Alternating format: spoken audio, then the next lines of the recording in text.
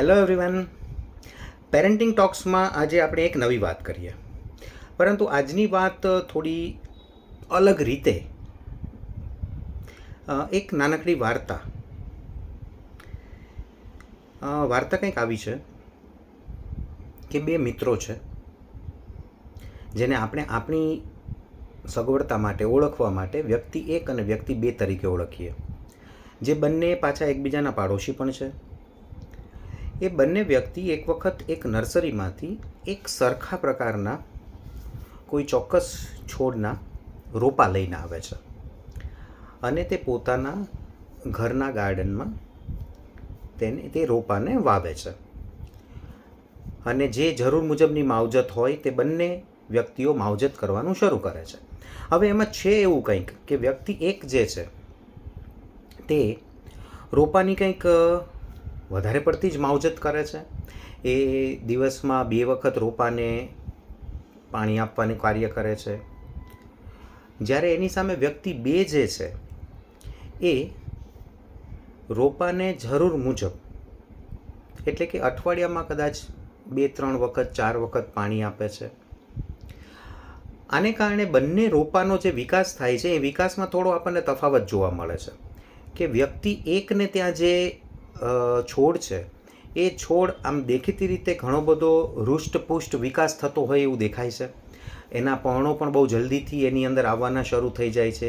એ જલ્દીથી આમ હર્યો દેખાવાનો શરૂ થાય છે. જ્યારે એની સામે વ્યક્તિ 2નો જે છોડ છે એ છોડ એટલો બધો ઝડપથી વિકાસ પામતો હોય એવું દેખાતું નથી. તેની અંદર પણ નવા પર્ણો આવી રહ્યા છે, એ વિકસી રહ્યો છે, પરંતુ આટલો બધો હૃષ્ટપુષ્ટ કે હર્યો નથી દેખાતો.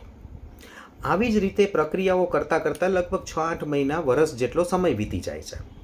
એમાં ચોમાસાની ઋતુની અંદર એક રાત્રિના બહુ જ આંધી તોફાન સાથે, ગાજવીજ સાથે બહુ ભારે વરસાદ તૂટી પડે છે. એટલો જ પવન, આંધી જેવી પરિસ્થિતિ હોય છે. લગભગ આખી રાત આવી રીતે આંધી તોફાન અને વરસાદ જેવું રૌદ્ર સ્વરૂપ ચાલુ રહે છે. સવારે જ્યારે વરસાદ બંધ થાય છે, આંધી તોફાન સાવ શમી જાય છે, ત્યારે એ બંને વ્યક્તિઓ પોતાના બગીચામાં વાવેલા એ છોડને જોવા માટે જાય છે. તો જોવા મળ્યું કે વ્યક્તિ 1નો જે છોડ છે એ તો જમીનમાંથી મૂળ સાથે આખો ઉખડી ગયો છે. જ્યારે વ્યક્તિ 2નો છોડ છે એને નુકસાન થયું છે, પરંતુ એ હજી પણ પોતાની જમીન સાથે પોતાના મૂળ વડે જકડાયેલો છે, ઊભો છે. આ જોઈને વ્યક્તિ 1ને આશ્ચર્ય થાય છે કે મેં તો આની વધુ માવજત લીધી હતી, એને વધારે માત્રામાં મેં પાણીને પોષક પદાર્થોને બધું પૂરું પાડ્યું હતું, એનો વિકાસ પણ દેખીતી રીતે તો બહુ સારો હતો, છતાં પણ એ વ્યક્તિ 2ના છોડની સરખામણીમાં એની સાથે આવું કઈ રીતે થયું? એ પોતાના જડ મૂળથી આખો ઉખડી ગયેલો છે. અને આ બાબત વિશે એ બંને મિત્રો ચર્ચા કરે છે. ત્યારે વ્યક્તિ 2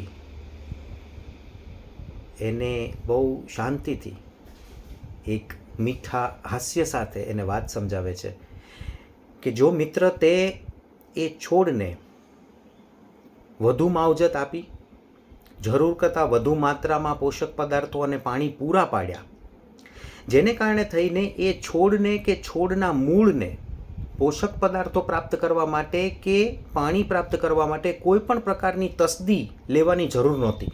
એમને પોતાની રીતે કોઈ પણ પ્રકારની મહેનત કરવાની જરૂર ના પડી, જેને કારણે થઈને એના મૂળ જે જમીનમાં ઊંડે સુધી વિસ્તરવા જોઈએ, પ્રસરવા જોઈએ, એ ના પ્રસર્યા. એ એટલા ઊંડે સુધી વિસ્તર્યા નહીં, જેને કારણે એ છોડ જડમૂળથી જે મજબૂત થવો જોઈએ એ ના બન્યો. પરંતુ એની સામે એ વ્યક્તિ 2 પોતે સમજાવે છે કે પરંતુ મેં મારા છોડને જરૂર જેટલું અથવા તો જરૂરથી પણ થોડા ઓછા પ્રમાણમાં મેં પાણી અને પોષક પદાર્થો આપ્યા, જેને કારણે એ છોડ પોતે પોતાની જરૂરિયાતો પૂર્ણ કરવા માટે થઈને એના મૂળને વધુ અંદર સુધી, જમીનમાં અંદર સુધી પ્રસરાવે છે.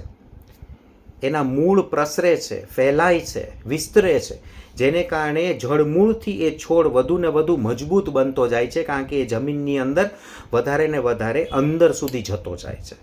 આ પરિસ્થિતિને કારણે જ્યારે આ આંધી તોફાન જેવી પરિસ્થિતિ થઈ તો આ વ્યક્તિ બેનો છોડ જે છે એ આંધી તોફાનનો સામનો કરી શકે છે, એ જમીનમાંથી જડમૂળ સાથે ઉખડી નથી જતો, જ્યારે વ્યક્તિ એકનો છોડ જડમૂળથી ઉખડી ગયેલો હોય છે.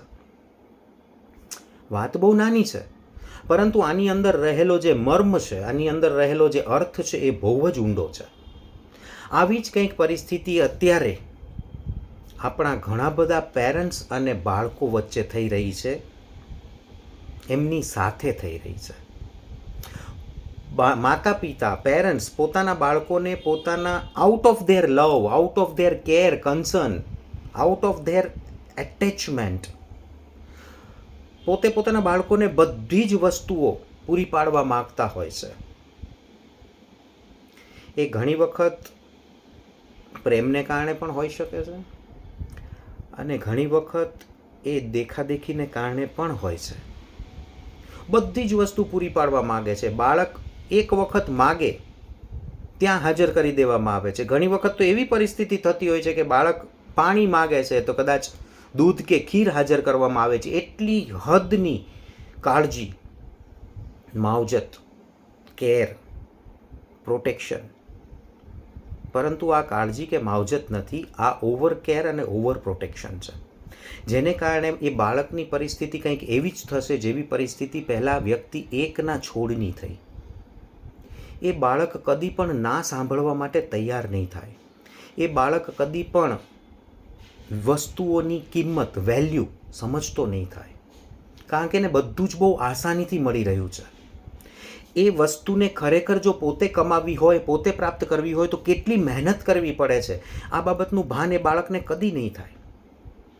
કદાચ કોઈ વખત કોઈ વસ્તુ પ્રાપ્ત ન થાય તો એના વગર પણ કઈ રીતે ચલાવી લેવું, એ વસ્તુઓની કે એ બાબતની આવડત એ બાળકમાં ક્યારેય ડેવલપ નહીં થાય, વિકસશે નહીં.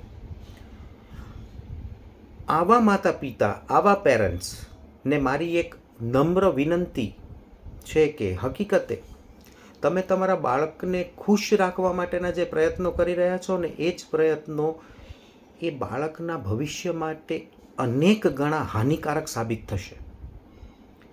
કારણ કે પેરેન્ટ્સ મિત્રો યાદ રાખજો, આપણું બાળક આપણા ઘર માટે કે આપણા કુટુંબમાં એ પ્રિન્સ કે પ્રિન્સેસ હોઈ શકે છે.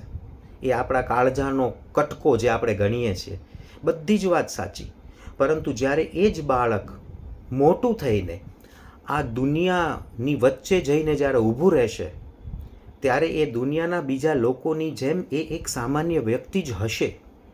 અને જો ત્યારે એ બાળકની જડમૂળ આટલી મજબૂત નહીં હોય જે બીજા વ્યક્તિના છોડની હતી, એને જો વસ્તુની કિંમત ખબર નહીં હોય, એને વસ્તુઓ પ્રાપ્ત કરવા માટે કેટલી મહેનત કરવી પડતી હોય છે એની ખબર નહીં હોય, એને ક્યારેય ના સાંભળવાની આદત નહીં હોય, એને ક્યારેય હારનો સામનો કરવાની આદત નહીં હોય કે હાર સ્વીકારવાની આદત નહીં હોય, તો ત્યારે એ બાળકની સાયકોલોજીકલ પરિસ્થિતિ જે એકદમ એન્ઝાયટી અને સ્ટ્રેસ અને ડિપ્રેશનથી ભરપૂર થશે, એ પરિસ્થિતિ એટલી અકલ્પનીય હશે આપણા માટે કે જે આપણે કદાચ અત્યારે કલ્પના તો નથી જ કરી શકતા, પરંતુ એ આપણે કોઈ દિવસ જોઈ પણ નહીં શકીએ.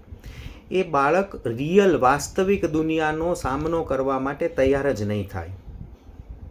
અને આઈ એમ સોરી ટુ સે કે આ એક એવું કારણ બની રહે છે કે જેને કારણે ઘણી બધી વખત આપણે અમુક બાળકોની આખરી ચિઠ્ઠીઓમાં, આખરી નોટ્સમાં વાંચતા હોઈએ છીએ કે આ પરિસ્થિતિ મારાથી સહન નહીં થાય અથવા સહન નથી થઈ રહી, એટલે હું મારી જિંદગી ટૂંકાવી રહ્યો છું અથવા ટૂંકાવી રહી છું.